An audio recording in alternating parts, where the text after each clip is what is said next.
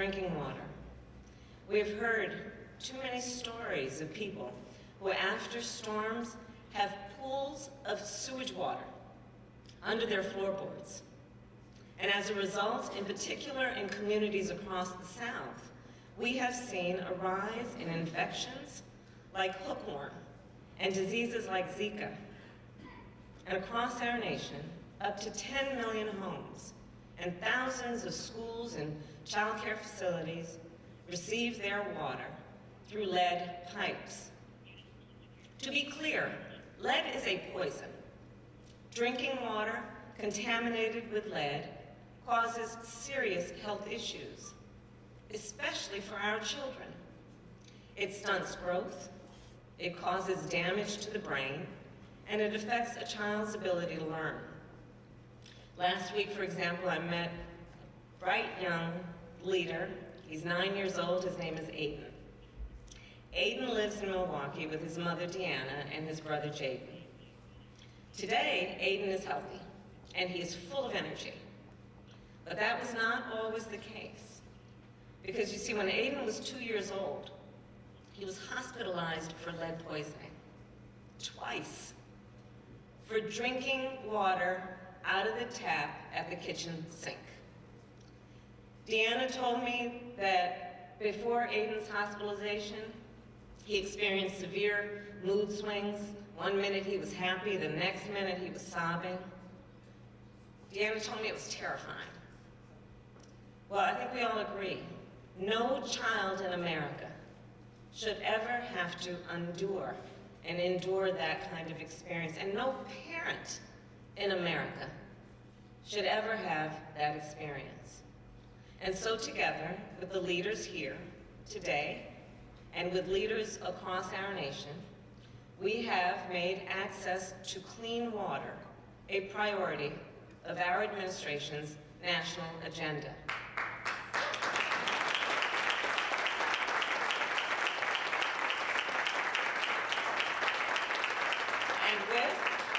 And with the largest investment in America's water infrastructure in history, we are going to see this through and get this work done. Specifically, we invested billions of dollars in flood and drought resilience for communities across our nation, in water treatment plants like this one, in removing every lead pipe in America.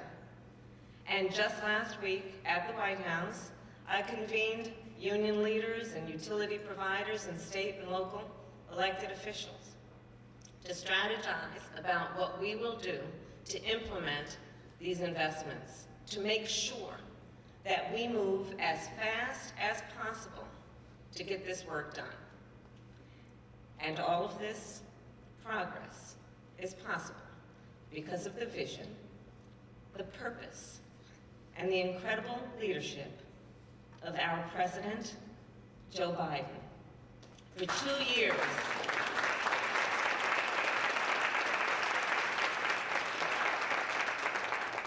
for the 2 years that he has been president, and many years before that, Joe Biden has fought to make sure that children like young Aiden have the opportunity to grow up and to be healthy and to live up to their God-given potential. So we have a lot to be thankful for in our president. And now, before he speaks, it is my honor to introduce a leader who knows firsthand the impact of our hard work, the mother of an incredible daughter, a mother whose advocacy and bravery has helped children around our country, families around our country, be safe and healthy. Please welcome Jana Curtis.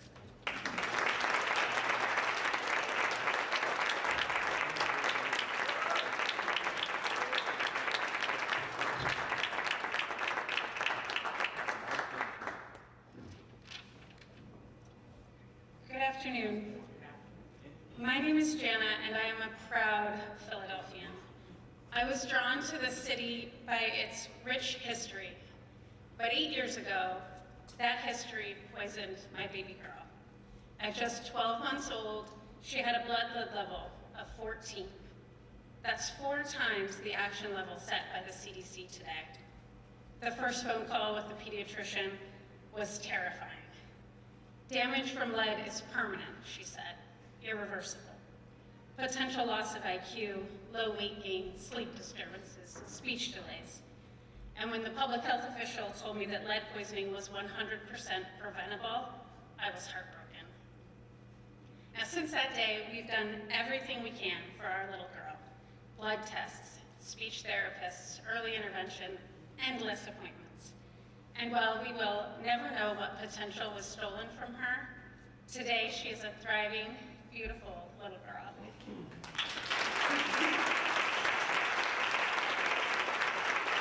With the help of advocacy groups like Children First, I transformed my guilt into action by helping to pass lead-safe rental laws, improve building codes, and fight for universal testing. The real solutions prevent lead poisoning before it happens. The real solutions take leadership. For decades, we have told parents, and let's face it, mostly moms, that to prevent lead poisoning, they should pick up a mop or put a water filter in their home. All that time, we have known that to truly stop lead poisoning, we have to take out the water pipes or the dirt or the paint. As a country, we accepted the lost potential of generation after generation because no leader was willing to act, until now. After decades of little action, President Biden and Vice President Harris signed legislation that will bring new funding and a commitment to tackle this challenge head-on. Our kids will be safer, our communities stronger. Thanks for their leadership. And that is why it is my great honor to introduce a leader who said enough is enough. A leader willing to act so no parent has to get a phone call telling them to fight an invisible poison on their home. Please welcome President Biden.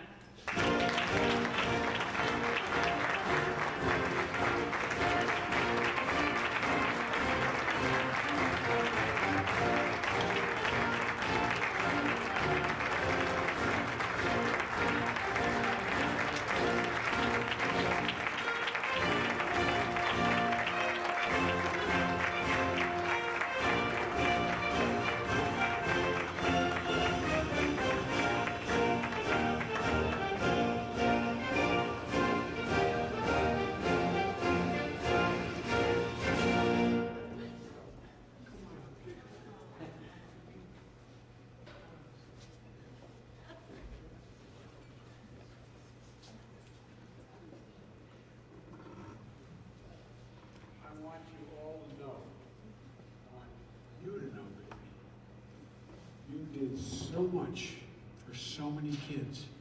Think about it. What you went through, you're changing the life of thousands and thousands, millions of kids in America. So we owe you a big round of applause.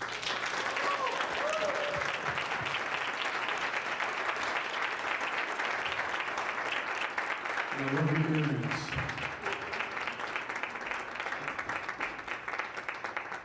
Well, folks, hello, Philadelphia. I'm Joe Biden's husband. She's a Philly girl.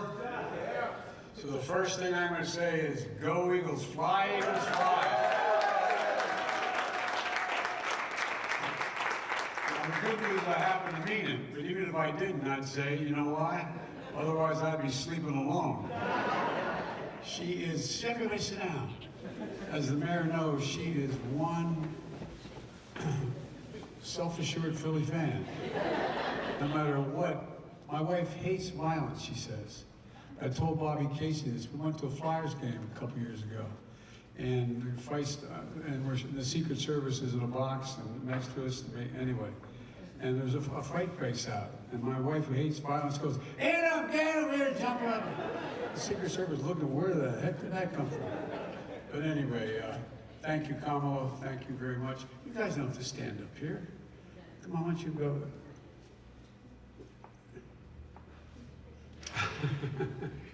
You've been a leader in this issue for a long time. because you know how much it matters. And Mayor Jim Kenney, thanks for the passport back into the city, man. You know, for years and years, when Delaware didn't have its own television station before everything was Philadelphia, I was as popular in Philly as I was everywhere else, you know what I mean? They had to cover us, you know? I mean, well, I don't know why I still am, but I'm happy to be here with the new governor, Josh Shapiro. Josh, you're going to be a great governor.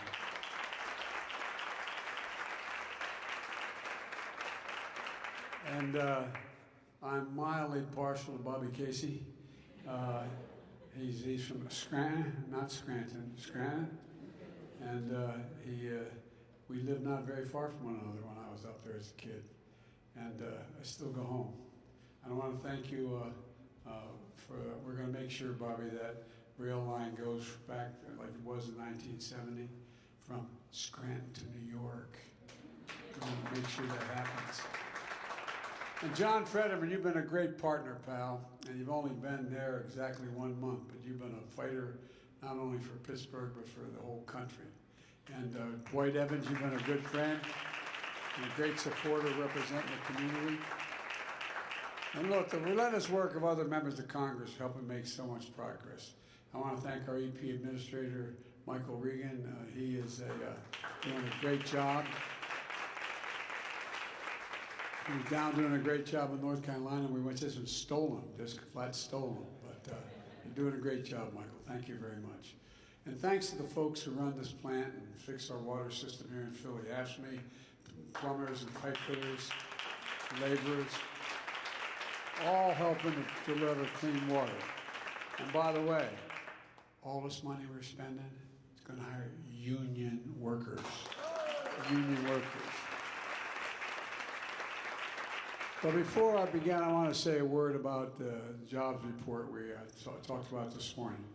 Next week, we're reporting on the State of the Union. I'll be doing that from the Capitol.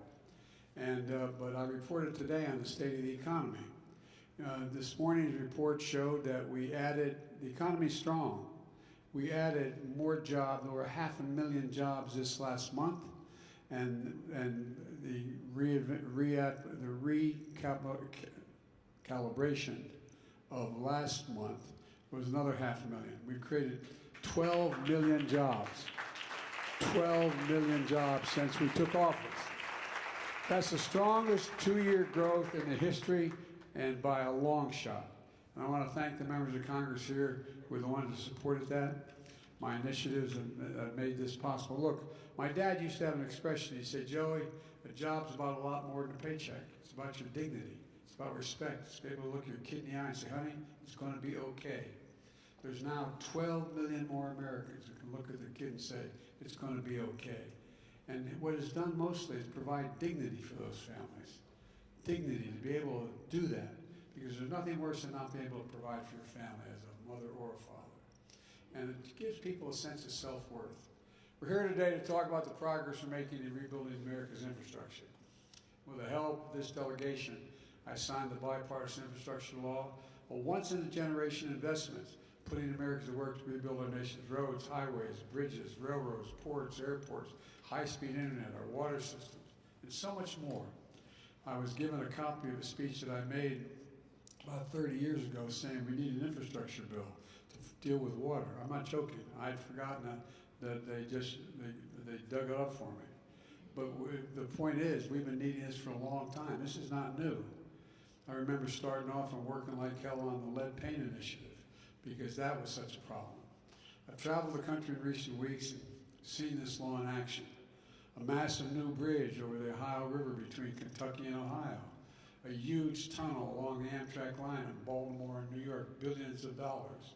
Pennsylvania alone is going to get $8.1 billion so far, as the Gov can tell you. Just outside Pittsburgh,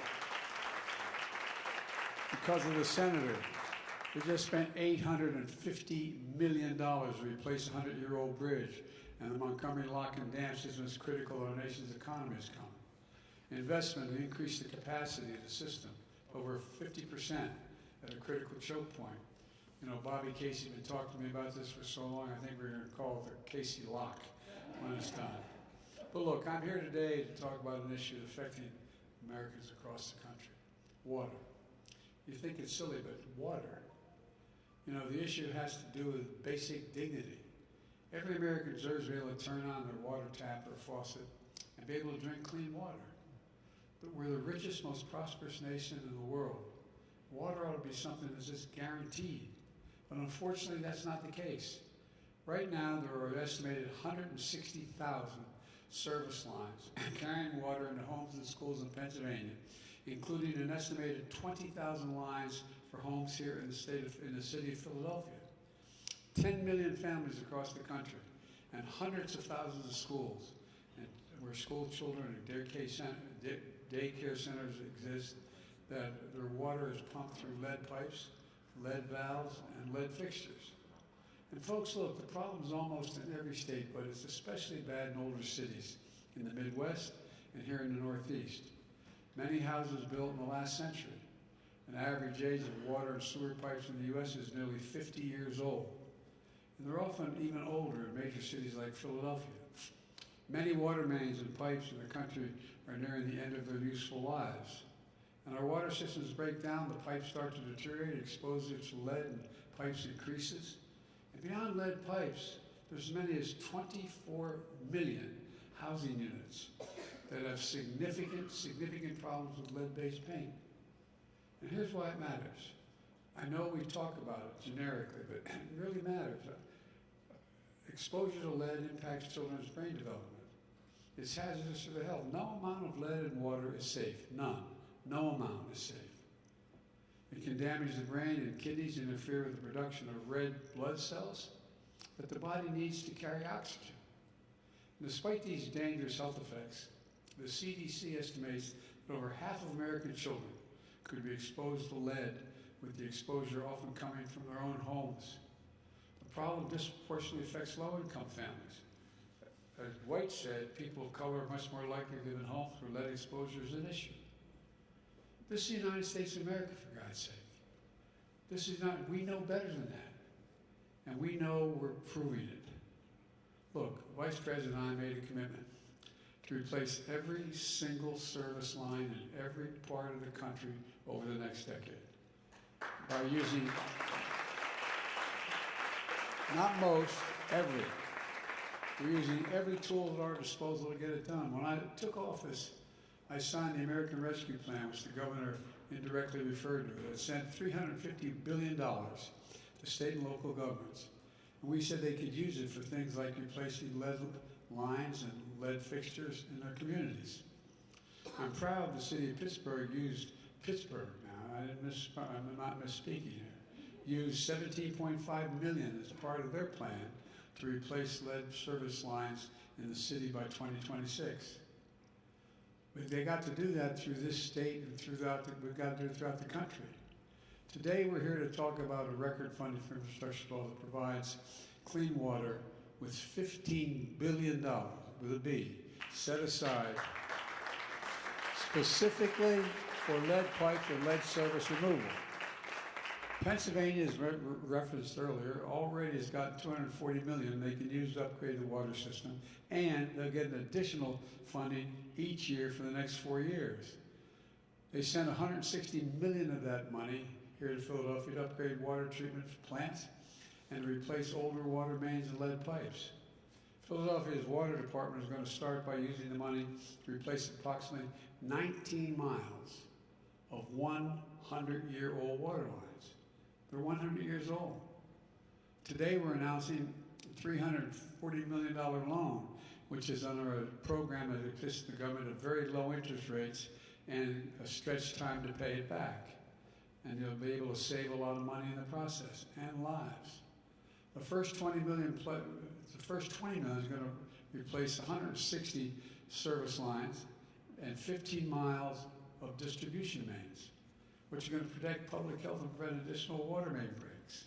Look, we're also announcing that Pennsylvania is one of 4 states as part of a new partnership with mayors and governors and labor leaders to accelerate the replacement of lead pipes in places that need it the most, where their pipes haven't been replaced for half a century. We're not just doing this work here in Philly, we're doing it across the country, from coast to coast in the American heartland. Just over a year ago, we launched the Lead, Pipe, and Paint Action Plan to coordinate 10 different federal agencies, get all 10 of them together so that we could pool money and get it out the door quickly. Since the start of the Biden-Harris administration, we've already put more than $5 billion to work in big cities and places to work going to increase, and we're going to increase the amount of money in the years to come. This is a 10-year project for all of this we're going to be doing. Not the individual project, but 10 years the money's going to be available. And one of the things about infrastructure law that I'm most excited about is we're doing this with American workers and with products made in America and with union labor. That's the condition we wrote into it. I know, and maybe even some of you think I'm too pro-union. Well, it's not, but there's a reason for this. You know, everybody talks about college education. Well, to be a plumber and pipe fitter, what the hell do you think it takes? It takes you 4 to 5 years of an apprenticeship, like going back to school, like going to 4 years of college. That's why we have the best workers in the world, the union workers, because they're the best trained in the world, and that's not hyperbole. Laborers, plumbers, pipe fitters, union, electricians, carpenters, cement masons, iron workers, steel workers, communication workers, and so much more. And folks, look, these are good jobs you can raise a family on. They don't require a college degree because you have, in a sense, a college degree through the apprenticeship program, which is one reason why the United States, as I said, is the best trained workers in the world. It'd be a digression to get into, but we did the Chips and Science Act. Well, guess what? One of the companies investing over $80 billion in that. I asked why you're investing in it. They said you have the best workers in the world. And it's coming out of South Korea. The best workers in the world. Let me close with this. Folks, this isn't complicated. Every person in this country deserves to be able to turn on a faucet and have clean drinking water. And through the infrastructure law, we're making historic investments to make sure that they can. When America sees us making these investments all across America, replacing these pipes, building roads and bridges, it sends a message. We can really do big things. I think America over the previous 5, 6, 7 years began to wonder whether it could do big things. There's nothing, and I mean, just think about this now from a historical perspective. There's nothing we've ever set our mind to as a country that we haven't succeeded in doing. Nothing. Nothing. We're the only country in the world that comes out of every crisis stronger than we went in. And that's what we're doing on the economy now. That's what we're doing under this infrastructure legislation. We can move this nation forward. And I want to send another message too. It's a message of pride. Pride in our country, pride in our capability, pride. Pride what we can do when we do it together. And it generates a sense of self-worth. It generates a sense of self-worth, knowing that you can provide for your family. I've long said, it's never been a good bet, never ever been a good bet to bet against America. And I can honestly say, and I mean this sincerely, and a lot of Philadelphians know me, I've been around for a long time. I have never, ever, ever, ever been more optimistic about America's chances in the world than I am today. Never. We're at one of those inflection points in world history where things are going to change dramatically over the next couple of years. And what we do over the next couple of years is going to determine, next 4 or 5 years, what the country's going to look like and the world's going to look like 20, 30 years from now. We reach those inflection points every 5 or 6 generations, maybe fewer. And that's what we are. We're leading the world once again. We are the nation that the rest of the world looks to. Former Secretary of State Madeleine Albright was right. We are the essential nation. We've got to remember who in God's name we are. We're the United States of America. There's nothing beyond our capacity. Nothing. And the least we can do, although it's going to be incredibly expensive and take a little bit of time, is make sure that those 400,000 schools and daycare centers alike, when they turn on water at that school, they're tapping the fountain, that water is clean and pure. We owe it to our kids and grandkids. God bless you all, and thank